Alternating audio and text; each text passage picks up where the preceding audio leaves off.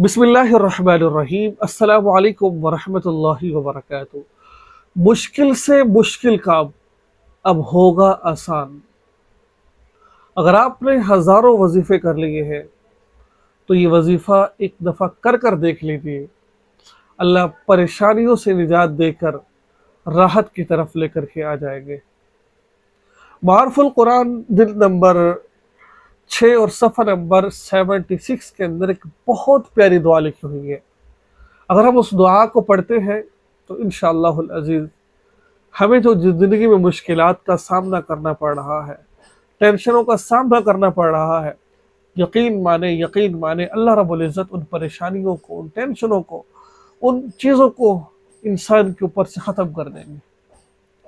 आइए बगैर वक़्त ज़ाय की आपने इस दुआ का एहतमाम करना है और कोशिश कीजिएगा हर फ़र्ज़ नमाज के बाद जो मैं तादाद आपको बताऊंगा उस तादाद के तरह, यानी कि उस तादाद को मद्देनज़र रखते हुए आपने इस दुआ का एहतमाम करना है। आइए चलते हैं, बगैर वक़्त ज़ाय किए मैं उस दुआ को बताता हूँ। अगर आप चैनल पर न्यू हैं, चैनल को सब्सक्राइब कर लीजिए और इस वीडियो को आगे शेयर ज़रूर कीजिएगा ताकि इस तरह की वीडियोस आपको बर वक़्त मिलती रहे। दुआ क्या है? अल्लाहुम्मा अल्तुफ़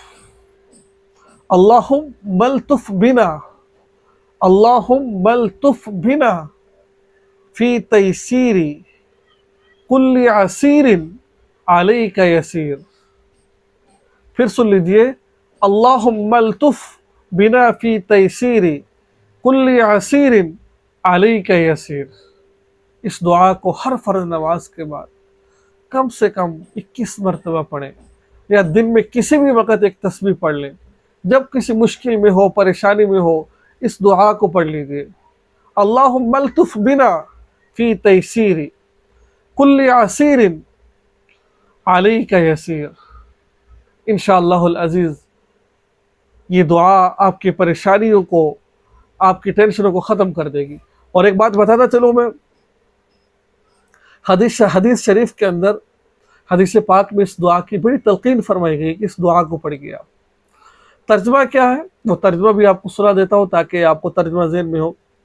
या अल्लाह, हम पर मेहरबानी फरमाकर मुश्किल को आसान करने के लिए, क्योंकि हर मुश्किल का आसान कर देना आपके कब्ज़े में है, यानी कि हर चीज़ अल्लाह ताला के कब्ज़े के अंदर है। तो इस दुआ को पढ़िए, इंशाअल्लाह आपको बहुत ज़्यादा फ़ायदा होगा।